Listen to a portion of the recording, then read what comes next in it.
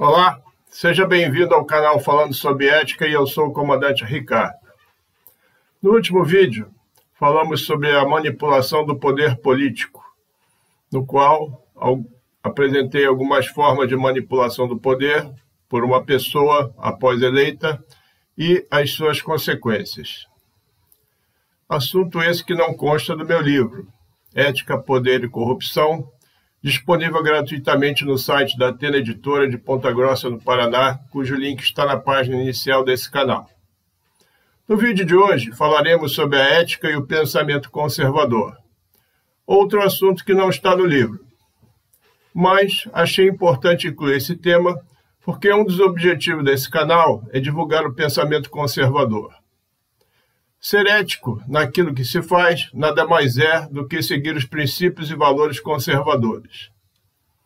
Para falar um pouco do pensamento conservador, trago aqui, além dos meus comentários, trechos da filosofia de dois pensadores que representam muito bem essa corrente filosófica. São eles, Edmund Burke e Russell Kirk. Então vamos lá. O que deseja sociedades civilizadas compostas por cidadãos livres? De forma bem resumida, viver organizadamente, em paz e prosperar.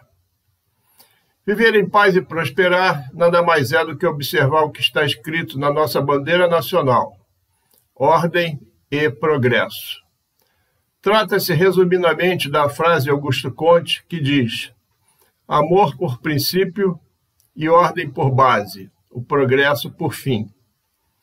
Assim, temos que o progresso é uma consequência da observância da ordem, ou seja, dos princípios, dos valores, das leis, da liberdade e do respeito mútuo, etc.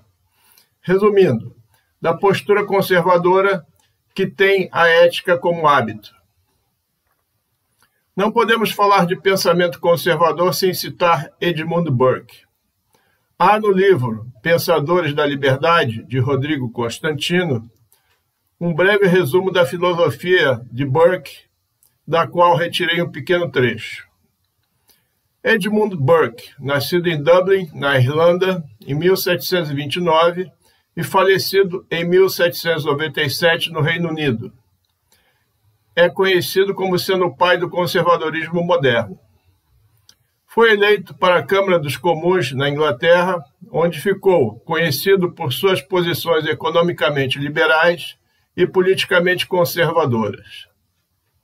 Admirava as instituições, porque provaram resistir à degradação do tempo por serem construções de uma sabedoria ampla, aperfeiçoadas com o confronto com as dificuldades no decurso do tempo.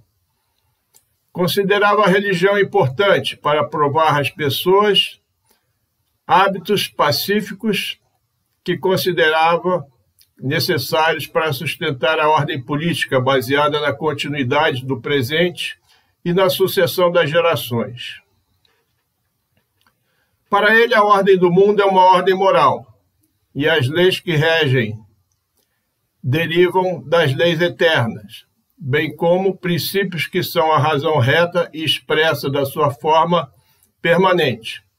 Via a razão como uma faculdade reguladora dos instintos e das paixões. Burke considerava que existem paixões e instintos que, quando não são refreados, nem dominados por nossa razão, apagam em nós os traços de humanidade e justificam as restrições da liberdade. Trata-se de um despotismo das próprias razões, cegas e brutais.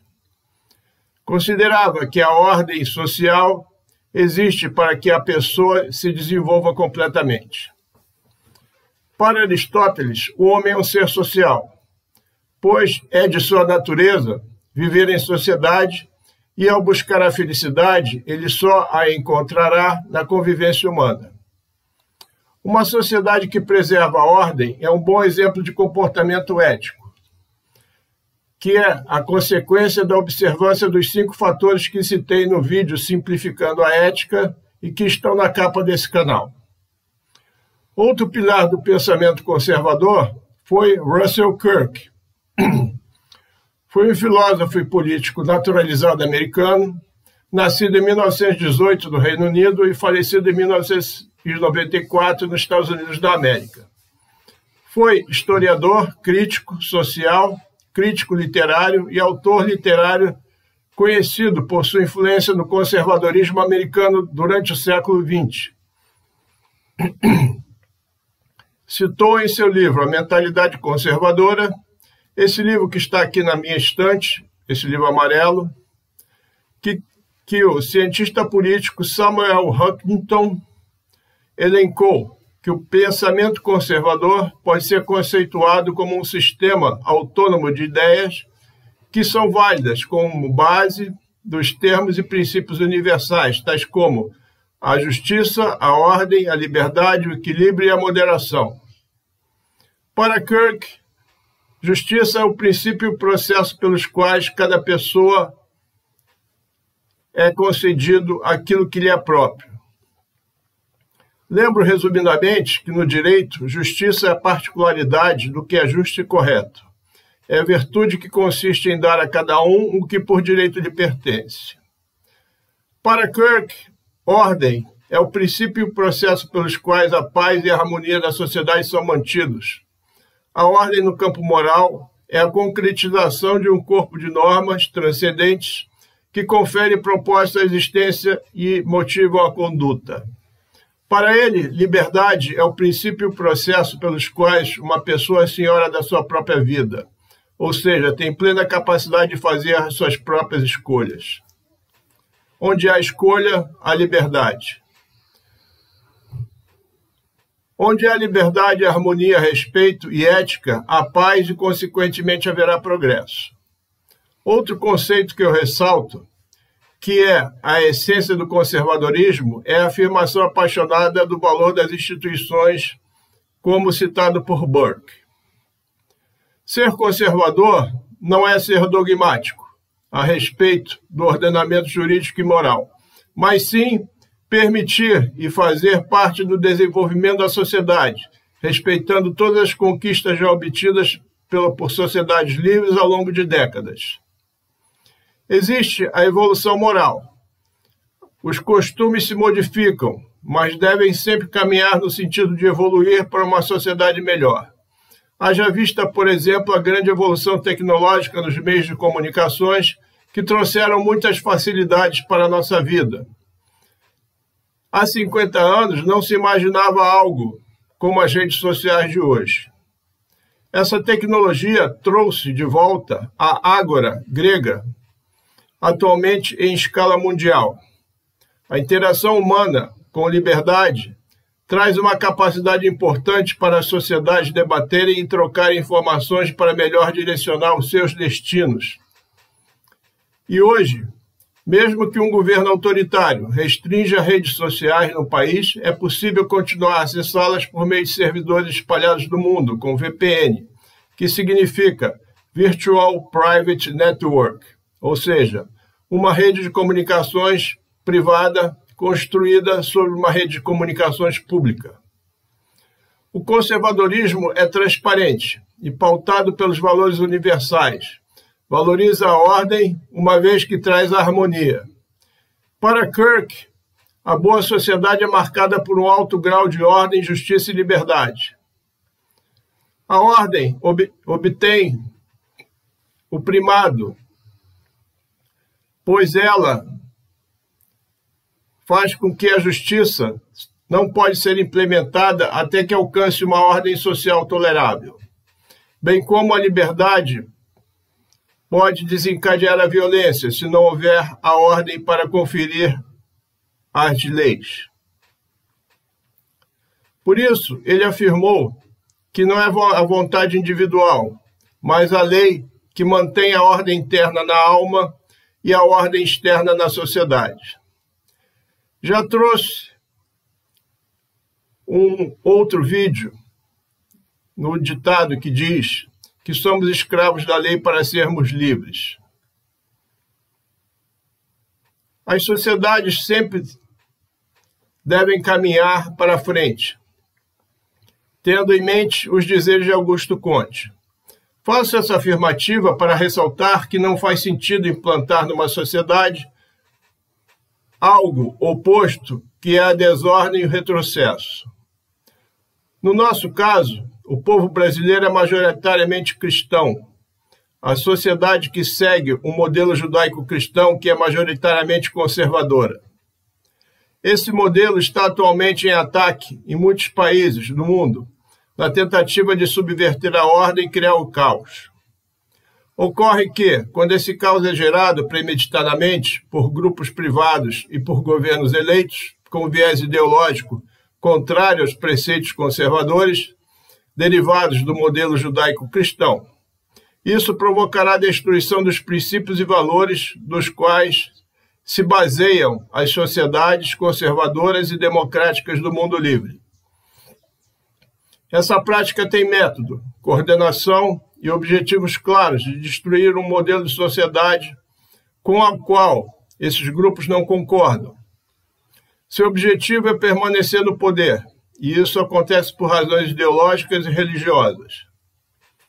No caso da ideologia, a consequência virá por meio de efeitos devastadores gerados pela prática de se instalar a nefasta e retrógrada filosofia socialista marxista do início do século XX, subvertendo a democracia e se dizendo progressista. Só que não há progresso nenhum nela. Seu objetivo é desorganizar aquilo que está organizado e que produzia resultados positivos. A propósito, vi no X, antigo Twitter, um post muito interessante e objetivo sobre o socialismo que diz: o socialismo só dá certo no presídio, onde todos usam as mesmas roupas, comem da mesma comida, não trabalham e vivem às custas dos outros. O termo outros, que aparece aqui, representa os pagadores de tributo. No caso, somos todos nós que sustentamos o governo com parte dos nossos recursos. Mas em alguns países, as sociedades não suportam mais esse tipo de modelo social. Ele está sendo gradualmente revertido, porque verificou-se que não há progresso, mas somente destruição de valores. A consequência será a pobreza e o subdesenvolvimento. Basta estudar história para verificar que essa forma de socialismo em questão não funcionou em lugar nenhum do mundo até agora. O socialismo traz contigo o fim do progresso. A pobreza generalizada e a corrupção, que é o mais perverso dos crimes, pois vitima toda a sociedade. Tudo nele é falso. É um conjunto de narrativas cujo objetivo é obter o poder e se perpetuar nele. Só que, como disse Margaret Thatcher, o socialismo dura até acabar o dinheiro dos outros, que somos nós, os pagadores de tributos. O grande problema é que quando o nosso dinheiro acaba, fica para trás a terra arrasada, a destruição das instituições e o país levará décadas para se recuperar. Todo povo que se sujeita a esse tipo de manipulação terá seu futuro ameaçado. As chamadas narrativas, tanto comentadas atualmente, são fabricadas com um único fim: ludibriar a população desinformada. Na minha opinião, utiliza a técnica da dissonância cognitiva. A técnica utilizada, aliás, é bem antiga, de acusar os outros daquilo que fazem e chamá-los daquilo que são. Dissonância cognitiva é uma teoria comportamental inicialmente formulada pelo psicólogo norte-americano Leon Festinger, em 1957. Basicamente, significa uma inconsistência comportamental que ocorre psicologicamente com o ser humano quando está em frente a uma falta de concordância entre suas crenças e suas experiências. Ou seja, basicamente é uma técnica idealizada para gerar dúvida na cabeça das pessoas, para que mudem suas crenças. Isso pode ser conseguido, por exemplo, por meio da maciça repetição de alguma coisa por vários meios de comunicações. Em razão dessa repetição por fontes diversas, as pessoas desinformadas começam a duvidar daquilo que acreditam e passam a acreditar naquilo que está sendo amplamente divulgado, considerando aquilo como verdade. Só que, essas pessoas não sabem que aquilo que está vendo foi divulgado com base em entendimentos secretos, combinados pelos meios de comunicações, para que todos tenham a mesma narrativa, para que tenha aparência de notícia. Isso pode fazer com que muitas pessoas mudem de opinião sobre algo ou sobre uma pessoa em pouco tempo. O objetivo dessa técnica é provocar um conflito entre o que uma pessoa sente, o que pensa e o que faz. Essa mudança de atitude, quando é provocada dessa forma, pode ser duradoura. Uma atitude é formada pelo alinhamento daquilo que você sente sobre alguma coisa, sendo contra ou a favor. O que você pensa sobre essa coisa e a maneira como você se comporta diante dessa coisa. Quando esses fatores ficam desalinhados, temos a dissonância cognitiva. Como a dissonância cognitiva tem um forte impacto sobre o nosso emocional, aquelas pessoas que não têm absoluta firmeza das suas convicções acabam sendo induzidas a mudar de atitude a respeito de algo para ficar bem novamente com o meio social em que estão. Isso é o efeito da expressão muito repetida do politicamente correto, uma expressão que passou a ser muito divulgada a partir da década de 1990 do século passado, associada à aplicação dogmática da doutrina stalinista como retórica de dissuasão. Ou seja, é um meio de intimidação que sugere haver um pensamento único ao qual uma pessoa deve aderir para não ser considerada antissocial. Festinger sugeriu que todos nós temos internamente um sentimento de autoproteção, que tenta manter uma harmonia entre as nossas convicções ou cognições, evitando um estado de tensão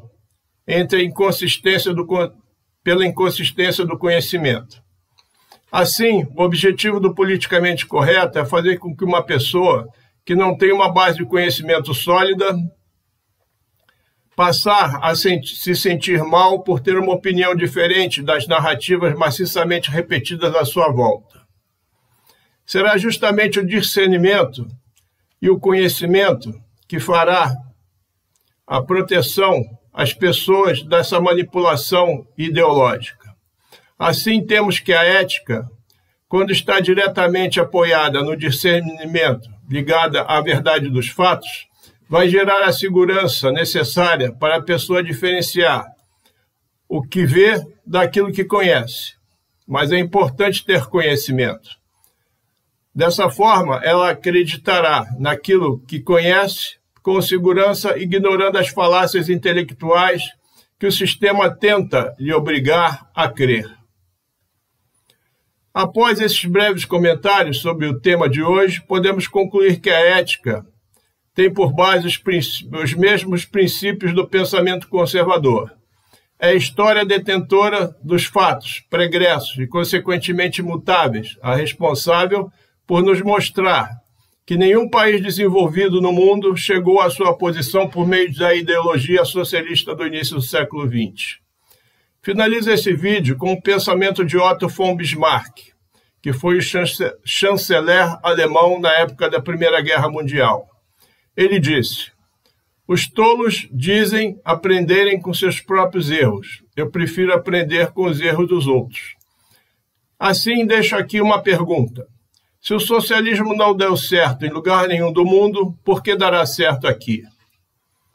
Bem, por hora era isso que eu queria transmitir para você que me prestigia com a sua atenção nessa manhã de domingo. Deixo aqui meu muito obrigado. Se gostou desse conteúdo, deixe o seu gostei e, se desejar, comente e compartilhe esse vídeo e inscreva-se nesse canal. Até o próximo domingo, no qual falaremos sobre o último tema do capítulo 2 do meu livro, que é a relação com o poder. Este é o canal Falando sobre Ética, eu sou o comandante Ricardo. Aguardo você. Até lá.